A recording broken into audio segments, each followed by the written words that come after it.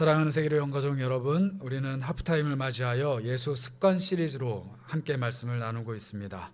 또 예수님처럼 또 예수님을 닮아가는 예수님의 일상의 습관을 우리 삶에 어떻게 새길지 함께 이야기를 나누고 있는 것이죠. 오늘은 시편 23편 말씀을 통하여서 예수 그리스도와 날마다 함께 동행하는 동행 습관에 대해서 이야기를 나눠보고자 합니다. 세계로 소식을 통해서 여러분들 이미 들으셨겠지만 지난 주간 저희 세계로 영가족들은 귀한 두 분의 신앙의 선배들을 하나님 품에 안겨드렸습니다. 두 분 장로님 가정의 부모님들을 각각 하나님 품에 보내어드렸는데요, 우연찮게도 우리 별세하신 두 분의 어르신께서 평상시에 애용하시고 또 사랑하셨던 말씀이 시편 23편이라는 말씀을 제가 전해 듣게 되었습니다. 시편 23편 말씀으로 여러분들과 함께 나눌 말씀을 준비하고 있던 중에 지난 주간에 평생을 하나님과 동행하다가 또 마지막 순간에 하나님 품에 안겨 영광스러운 천국에 올라가신 우리 신앙의 선배님들이 시편 23편을 사랑하셨다라는 그 말씀이 제 마음에 깊은 울림을 주었습니다. 이토록 많은 성도들이 암송하고 또 의지하고 사랑하는 시편 23편, 이 23편의 말씀이 오늘 우리에게는 어떤 말씀으로 다가올지 또 어떤 의미로 내 마음에 새겨질지 기대하고 소망하시기 바랍니다. 기쁨으로 말씀을 받으시고 모든 영가족들이 그 기쁨으로 충만한 복된 주일 되시길 축복합니다. 오늘 시편 23편을 기록한 다윗은 이렇게 자신의 시를 시작합니다. 여호와는 나의 목자시니 내게 부족함이 없으리로다. 여호와는 나의 목자시니 무엇이 없다고 말하나요? 부족함이 없다고 말합니다. 여러분, 부족함이 없다라는 것, 그런데 우리가 알기로 다윗은 부족함이 꽤 많이 있었던 사람입니다. 평생을 살면서 넉넉한 순간에 놓여 있을 때도 있었지만 자신의 모든 것을 버리고 광야로 도망해야 했던 시절도 있었고, 가족들과 자녀들과 자신이 가지고 있던 모든 권력들을 다 내어놓고 또다시 한번 도망을 해야 됐던 비참한 시간들도 있었습니다. 그런데 어떻게 다윗은 자신에게 부족한 것이 없다 이렇게 고백을 할 수 있을까요? 여러분, 그리스도인들은 다른 것을 자랑하는 사람이 아니라 부족함이 없는 것을 자랑하는 사람들입니다. 이걸 잘 이해하셔야 되는데요, 그리스도인들은 넉넉함을 자랑하는 사람들이 아닙니다. 그리스도인들은 많음을 자랑하는 사람들이 아닌 것이죠. 그리스도인들은 풍족함을 자랑하는 사람들이 아닙니다. 그리스도인들은 부족함이 없다는 것을 자랑하는 것입니다. 이것은 무엇을 의미하느냐? 나에게 10개, 100개, 1000개, 10,000개가 있다라고 자랑하면서 나는 부족함이 없습니다, 나는 넉넉합니다 라고 말하는 것이 그리스도인의 자랑이 아니라는 것입니다. 그리스도인의 자랑은 부족함이 없다라는 것만 자랑하는 것입니다. 그 말은 내가 가진 것이 10개, 1000개, 10,000개가 아니라 0일 수도 있다는 것이죠. 마이너스가 아니기만 하면 우리는 자랑할 수 있다는 것입니다. 내가 이것이 필요한데 하나님이 이것을 딱 알맞게 채워주셨다. 내가 이것이 정말로 간절히 원했던 것인데 하나님이 나에게 필요한 만큼 꼭 채워주셨다라는 고백이 바로 부족함이 없다라는 것입니다.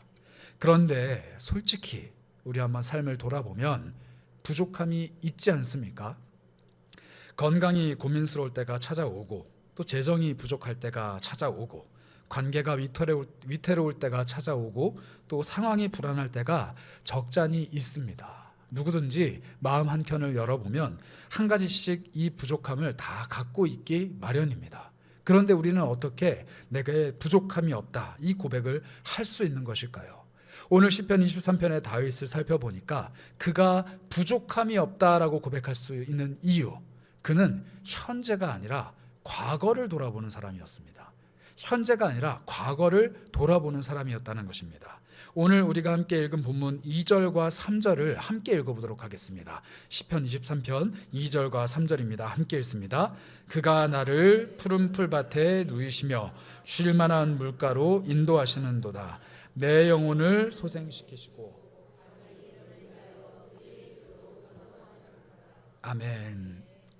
우리 한국어 성경은 이게 잘 구현이 되어 있지 않아서 조금 아쉬운 면이 있지만 다윗이 기록한 이 히브리어 성경을 보면은 이 2절과 3절이 과거형으로 되어 있습니다. 과거형. 이 말은 무슨 말이냐면 예전에 그랬었더라라고 말을 한 것입니다.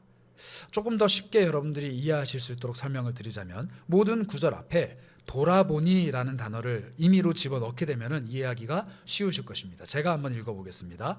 돌아보니 그분이 나를 푸른 풀밭에 누이셨더라. 내 인생을 돌아보니 그분이 나를 쉴 만한 물가로 인도하셨었더라. 내 삶을 돌아보니 그분이 나의 영혼을 소생시키셨더라.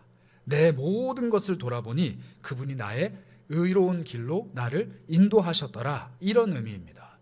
다윗은 지금 혼란스럽고 부족하고 흔들리는 삶을 살아간다 할지라도 자신의 과거를 돌아보니 하나님이 내 인생을 풍족한 것들로 채워주시고 푸른 풀밭과 쉴만한 물가로 인도하셨더라, 이렇게 고백하고 있는 것입니다. 여러분들 혹시 인생의 부족함을 누리고 있습니까? 혹은 인생의 흔들림을 경험하고 계십니까? 내 인생의 연약함 때문에 고민하고 계십니까? 이 다윗의 신앙이 우리에게 필요합니다. 돌아보니 하나님께서 나를 풍족하게 하셨더라. 이 돌아보니의 신앙이 우리에게 필요한 것입니다. 여러분들 혹시 바둑을 좋아하십니까? 저는 바둑의 문외한이라서 바둑을 논하기가 조금 부끄럽습니다만, 제가 검색을 해보니까 프로 바둑 기사들은 복기라는 것을 한다고 합니다. 복기 들어본 적이 있으시죠?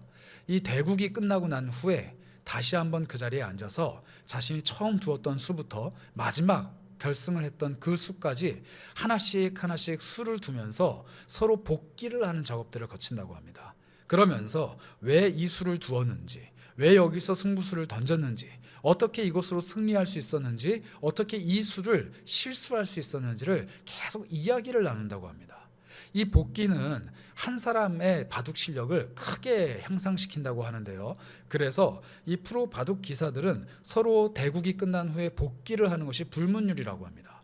그런데 종종 이 복기를 안 하고 끝나버리는 경우들이 아주 가끔 있다고 합니다. 언제냐면 바둑 기사들끼리 서로 라이벌 의식이 너무 강하거나 사이가 안 좋거나 하면은 끝나자마자 뒤도 안 돌아보고 그냥 간답니다. 복기를 안 하는 것이죠.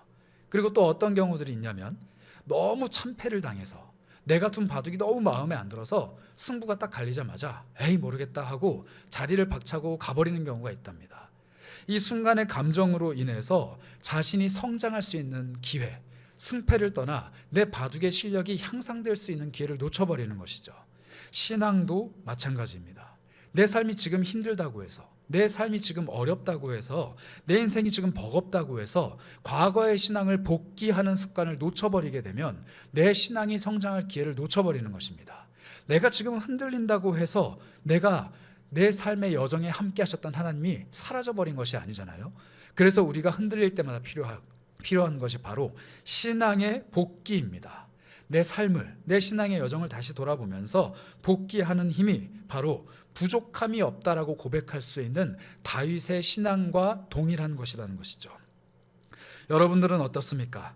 자신의 지난 삶을 잘 살피고 날카롭게 분석하고 하나님께서 주신 은혜를 헤아리는 이런 복귀하는 신앙을 갖고 계신 분들이십니까? 아니면 그냥 되는 대로 은혜를 주시면 주시는가 보다, 은혜가 없으면 없는가 보다, 그냥 하루하루를 살아가는 신앙인들이십니까?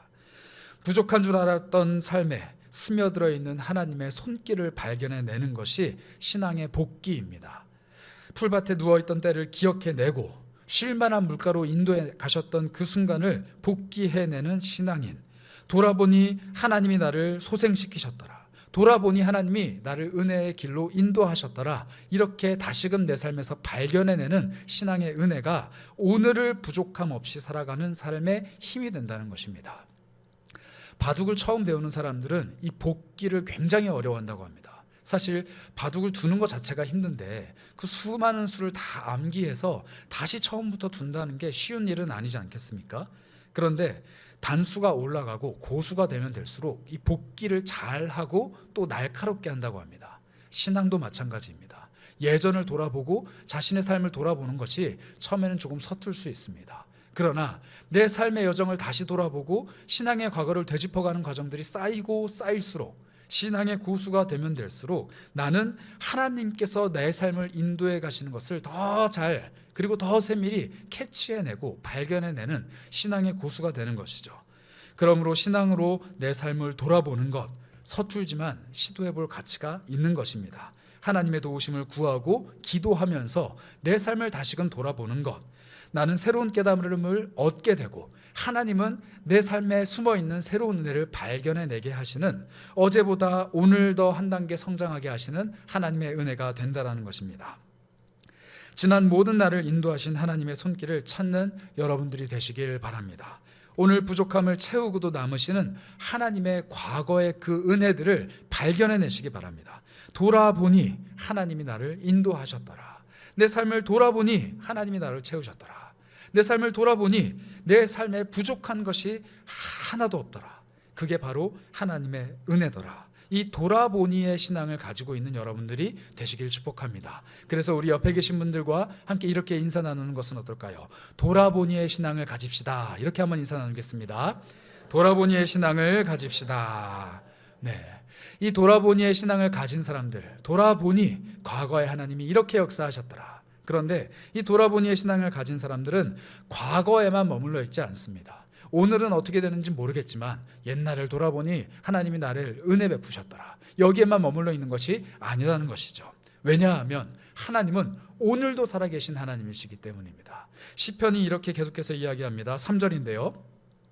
내 영혼을 소생시키시고 자기 이름을 위하여 의의 길로 인도하시는도다. 내 영혼을 소생시키셨던 하나님이 오늘 자기의 이름을 위하여 나를 의의 길로 인도하시고 있다. 이렇게 이야기합니다. 자기의 이름을 위하여. 사실 구약시대 백성들은 하나님의 이름을 함부로 부르는 것이 쉽지 않았습니다. 왜냐하면 하나님의 이름을 망령되이 일컫지 말라 하는 그 십계명이 있었기 때문에 하나님의 이름을 함부로 부를 수가 없었던 것이죠.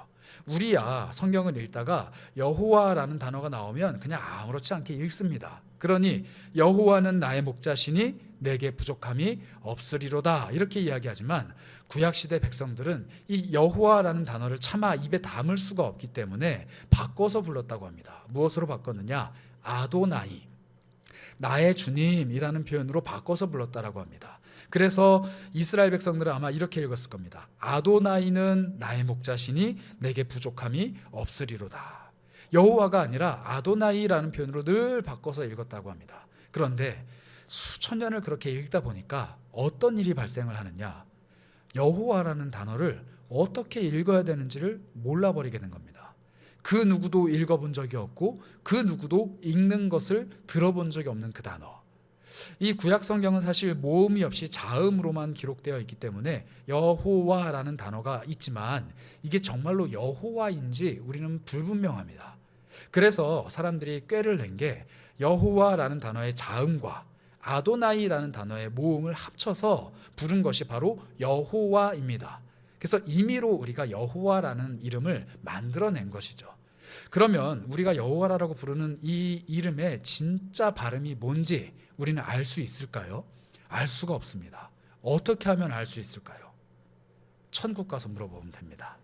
천국에 가서 하나님께 하나님, 우리가 평생 여호와라고 불렀는데 하나님 진짜 성함이 뭡니까? 이렇게 한번 여쭤보시면 됩니다. 그러면 하나님께서 친절하게 말씀해 주실 겁니다. 그런데 하나님께서 이 땅에 살아가는 동안 우리에게 망령되이 일컫지 말라 말씀하신 그 이름, 그러나 읽어도 되는 이름 하나를 주셨습니다. 뭐냐면 예수입니다.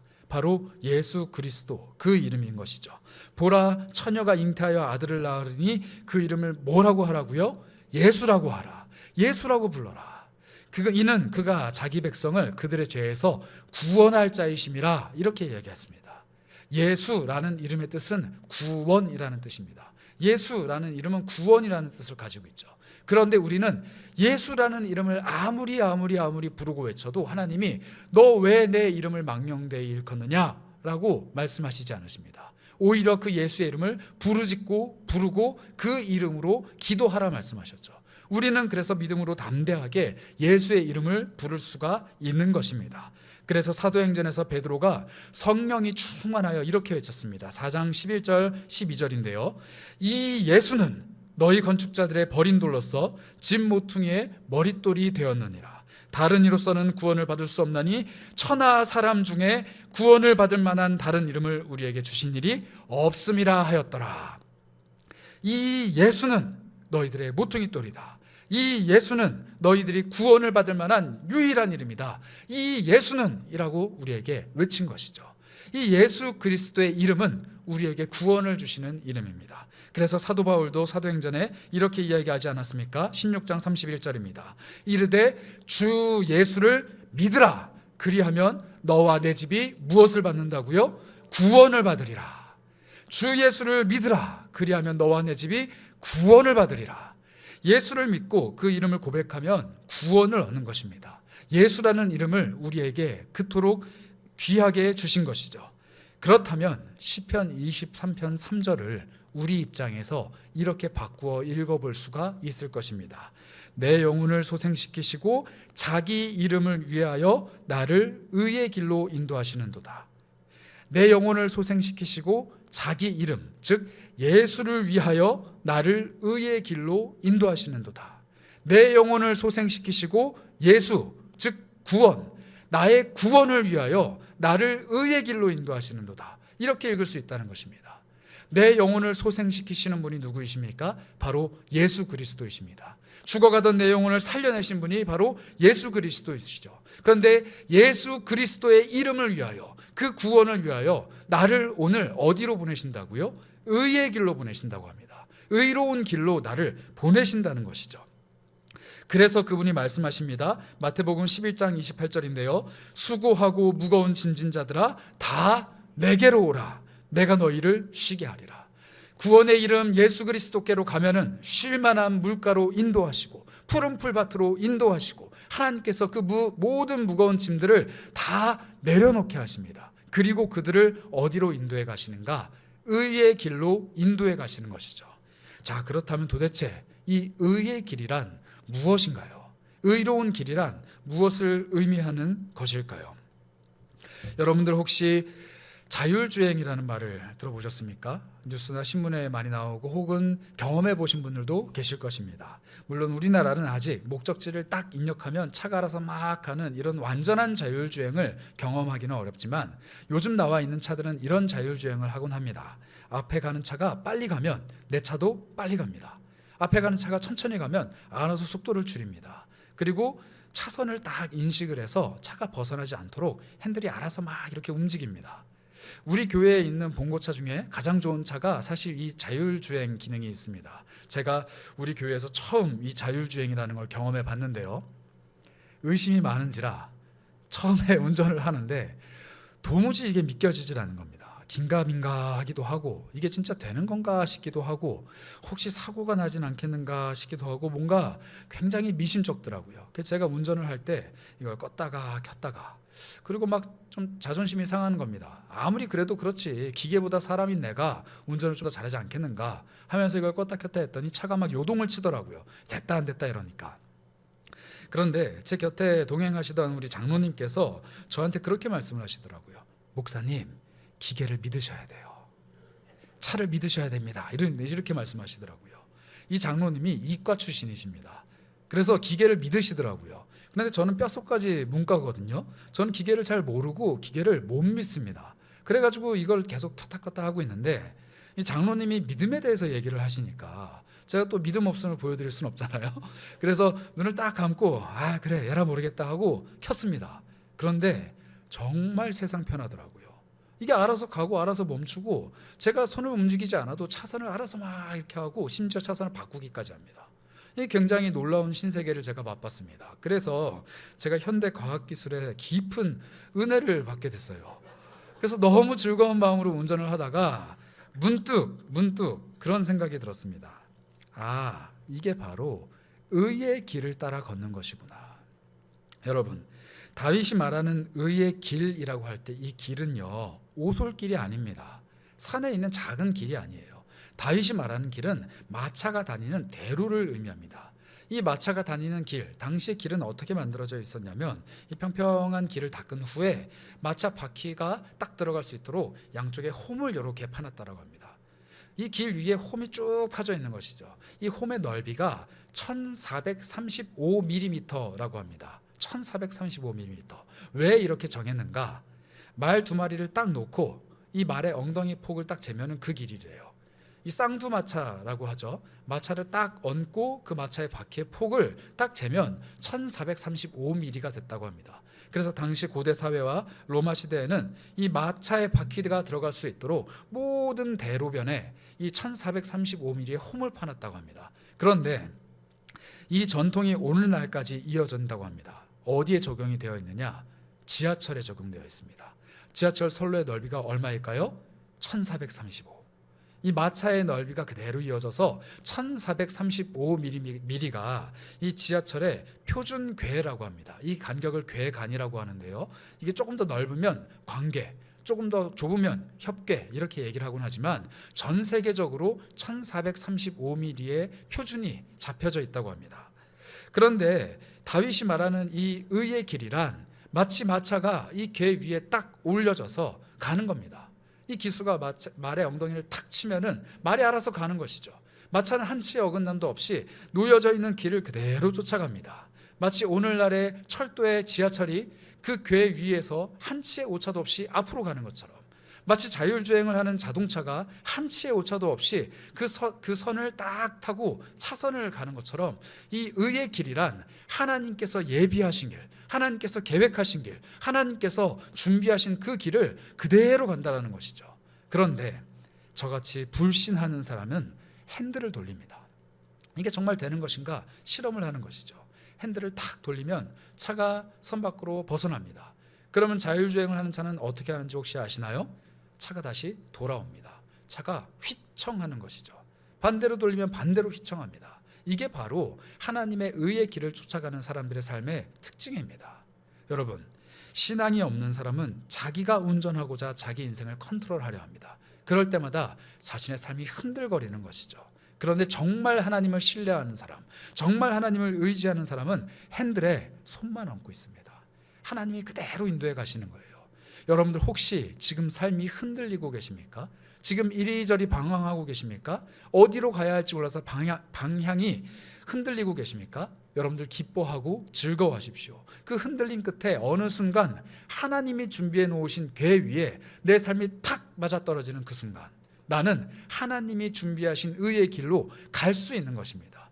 지금 방향 없이 흔들리고 있는 것이 아닙니다. 지금 이리저리 왔다 갔다 하고 있는 것이 아닙니다. 하나님이 준비하신 의의 길을 찾고 있는 과정인 것입니다. 그 과정을 겪어내신 사람들은 하나님께서 인도해내신 길을 반드시 발견해낼 수 있다는 것이죠. 사랑하는 세계로 영가족 여러분, 이 좌우로 흔들림 없는 평안한 길을 걸어가시길 축복합니다. 하나님께서 인도해 가시는 그 자율주행, 그 선로를 빨리 발견해내시기를 축복합니다. 그래서 두 번째로 이렇게 한번 인사를 해볼까요? 하나님의 자율주행을 신뢰합시다. 이렇게 한번 인사를 나눠보겠습니다. 하나님의 자율주행을 신뢰합시다. 하나님의 자율주행, 하나님께서 우리를 인도해 가시는 의의 길이란 한치의 오차도 없습니다. 그래서 다윗이 이렇게 고백한 것이죠. 지난 날을 돌아보니 하나님이 나를 부족함 없이 인도하셨더라. 그리고 그 하나님이 지금 나를 한치의 오차도 없이 자기의 이름을 위하여 의의 길로 나를 인도해 가시는구나 라고 이야기합니다. 과거의 하나님과 현재의 하나님을 이야기하는 것이죠. 그런데 끝이 아닙니다. 그 하나님이 이 다윗과 우리 인생의 미래까지도 책임져 주신다 합니다. 어디에 나와 있느냐? 4절입니다. 4절을 함께 읽어보겠습니다. 내가 사망의 음침한 골짜기로 다닐지라도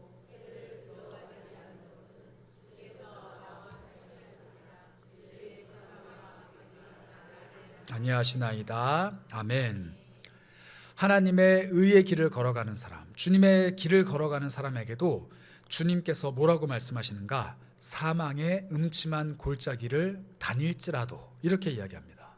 나는 지금 의의 길을 가려고 준비가 끝이 나는데 사망의 음침한 골짜기가 나에게 다가올 수도 있다라고 말씀하시는 겁니다.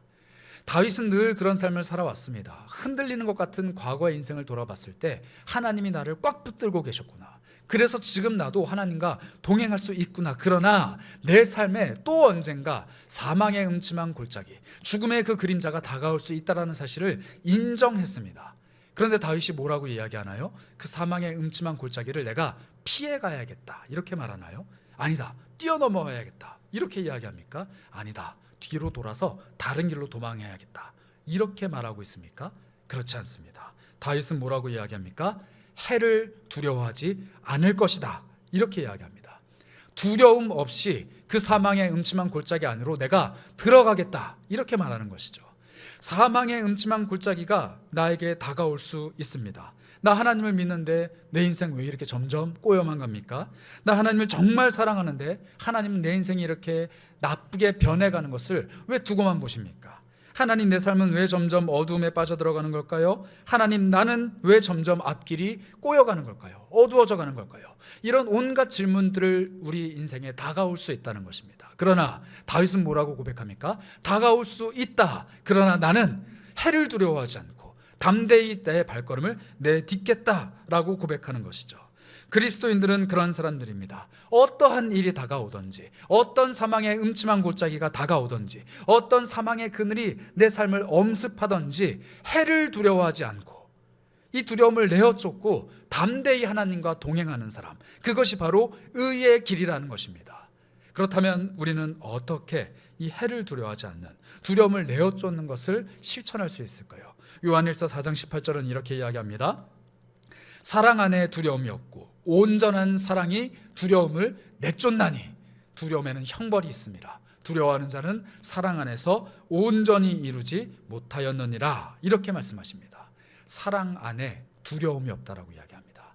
정답은 사랑입니다. 내 삶에 사망의 음침한 골짜기가 다가오고 그 해가 다가와서 내 삶의 두려움이 엄습할 때 하나님의 사랑이 내 안에 있기만 하면 두려움은 물러가고 사랑이 그 두려움을 내어쫓고 온전한 사랑이 내 삶을 의의 길로 인도해 가신다, 이렇게 말씀하고 있는 것이죠. 그렇다면 그 사랑은 어떻게 우리가 받을 수 있습니까? 로마서가 우리에게 해답을 이렇게 제시합니다. 로마서 5장 8절인데요. 우리가 아직 죄인 되었을 때 그리스도께서 우리를 위하여 죽으심으로 하나님께서 우리에 대한 무엇이요? 자기의 사랑을 확증하셨느니라. 우리가 아직 죄인 되었을 때 예수 그리스도, 그 구원의 이름이 우리의 영혼을 소생시키셨습니다. 그리고 자기의 이름을 위하여 우리를 의의 길로 인도해 가십니다. 그러다가 사망의 음침한 골짜기를 만날 때 예수 그리스도께서 우리에게 사랑을 전해주시는데 어떻게 전해주시느냐? 십자가에서 죽으심으로 그 사랑을 우리에게 전해주셨다, 성경은 이야기합니다. 십자가는 죽음입니다. 그런데 그 십자가가 내 삶에 다가올 때 죽음이 다가오는 것이 아니라 사랑이 다가온다고 합니다. 십자가는 고통입니다. 그런데 그 고통이 내 삶에 다가올 때 고통이 다가오는 것이 아니라 하나님의 사랑의 확실한 증거가 나에게 다가온다라는 것이죠. 예수님의 십자가가 우리에게 있을 때 하나님의 사랑의 증거가 내 손에 굳게 쥐어지는 것입니다. 사망의 음침한 골짜기가 내 앞에 펼쳐질지라도, 장엄한 두려움이 내 앞을 엄습할지라도 하나님의 사랑이 내 안에 있다면, 하나님의 그 사랑의 증거가 나에게 확실히 있다면, 예수의 십자가가 내 안에 확실히 있다면 모든 두려움을 내어 쫓을 수 있다라고 말씀하시는 겁니다. 그것을 다윗은 어떻게 고백하는가? 주의 지팡이와 막대기가 나를 안위하셨다, 이렇게 이야기합니다. 주의 지팡이와 막대기가 나를 안위하시나이다. 지팡이와 막대기는 이스라엘의 목자들이 들고 다니는 도구입니다. 여러분들, 그런데 이스라엘의 목자들은 결코 이 지팡이 혹은 막대기로 양을 때리지 않는다고 합니다. 양을 때리거나 이걸 휘두르거나 위협하거나 큰 소리를 내지 않는다고 합니다. 양은 워낙에 심성이 유약한 동물이기 때문에 때리면 도망을 간다고 합니다. 큰 소리를 내면은 이리저리 막 뿔뿔이 흩어진대요. 그래서 이 지팡이와 막대기는 어떨 때만 사용하느냐? 이 맹수들을 물리칠 때, 그리고 앞장서서 길을 낼 때만 사용한다고 합니다. 그리고 온화한 목소리로 양들을 부릅니다. 그럼 양들은 목자의 뒤를 졸졸졸졸 쫓아가는 것이죠. 그러다 보니 우리는 주님의 지팡이와 막대기가 나를 보호해 주는 것, 주님의 지팡이와 막대기가 나를 안위하십니다라고 할 때는 나를 보호해 주시는 것으로 생각을 할 때가 있습니다. 그런데 이 안위하십니다라는 표현이 주목해 볼 표현입니다. 이걸 정확하게 번역하면 어떤 뜻이냐? 눈물을 닦아주신다라는 뜻입니다. 주님의 지팡이와 막대기가 슬픔을 당한 자를 위로해 주시고, 애통해하는 자에게 위로를 해주시고, 눈물 흘리는 자의 눈물을 닦아주신답니다. 여러분, 지팡이로 눈물을 닦아보신 적 있습니까? 나무 막대기로 눈물을 닦는다라는 것 좀 이상하죠. 그런데 주님의 지팡이와 막대기가 나를 안위하시는, 위로하시는, 내 눈물을 닦아주시는 도구라, 이렇게 말씀하고 계십니다. 슬퍼하는 존재를 위로하신다라는 것이죠. 주님의 지팡이, 이것은 나무 막대기에 불과합니다. 주님의 막대기, 이것도 나무 토막에 불과하죠. 그런데 이 두 가지가 주님 손에 들려 있을 때 나를 위로하시는 나무 막대기가 된다고 합니다. 이게 어디에 나오느냐? 누가복음 23장 26절에 나옵니다. 제가 읽겠습니다. 그들이 예수를 끌고 갈 때 시몬이라는 구레네 사람이 시골에서 오는 것을 붙들어 그에게 십자가를 지워 예수를 따르게 하더라. 또 백성과 및 그를 위하여 가슴을 치며 슬피 우는 여자의 큰 무리가 따라오는지라. 예수께서 돌이켜 그들을 향하여 이르시되 예루살렘의 딸들아, 나를 위하여 울지 말고 너희와 너희 자녀를 위하여 울라. 십자가를 짊어지고 가시는 예수님, 큰 나무 토막 하나를 어깨에 짊어지고 가고 계셨습니다. 그런데 너무 지치시고 너무 괴로우신 나머지 더 이상 길을 가실 수가 없게 되었습니다. 그때 구레네 사람 시몬에게 그 나무 토막을 얹습니다. 그리고 그가 대신하여 그 나무를 짊어지고 가고 있죠.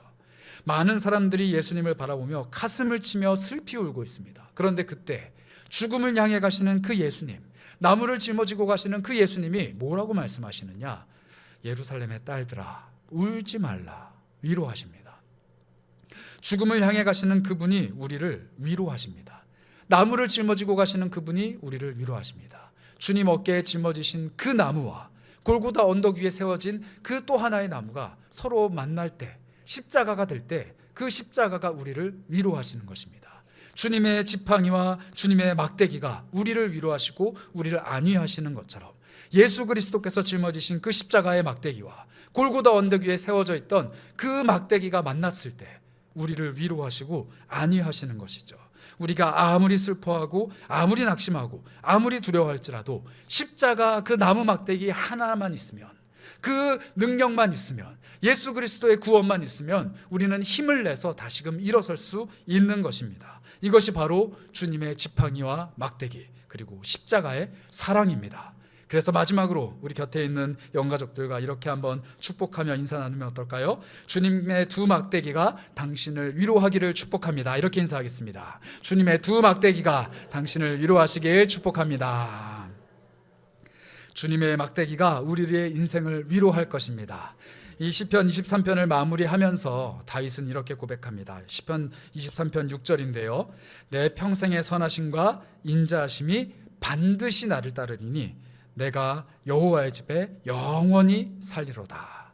내 평생의 선하심과 인자하심이 반드시 나를 어떻게 한다고요? 쫓아온다고 얘기합니다. 따라온다고 얘기합니다. 결코 떨어지지 않는다고 얘기합니다. 이것이 바로 동행 습관, 하나님과 동행하는 사람들의 삶의 고백입니다.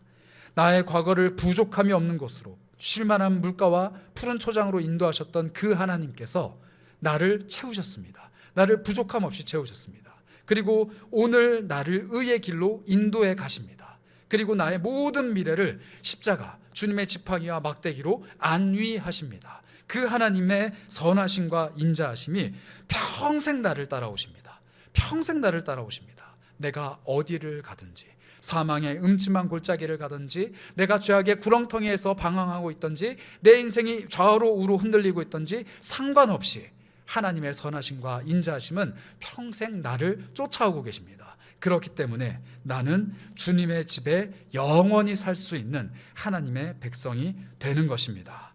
돌아보니 나를 인도하셨더라. 이 돌아보니의 신앙을 품으시기를 축복합니다. 하나님의 자율주행, 이 하나님의 의의 길을 힘껏 걸어가는 여러분들이 되시기를 축복합니다. 하나님의 두 막대기, 주의 지팡이와 막대기가 십자가를 이루어서 내 삶을 안위하시는 놀라운 그 사랑을 경험하시는 여러분들이 되시기를 축복합니다. 그렇게 평생을 주님과 함께 동행하며 동행 습관을 삶에 새겨가시는 우리 모든 세계로 영가족들이 되시기를 주님의 이름으로 축복합니다.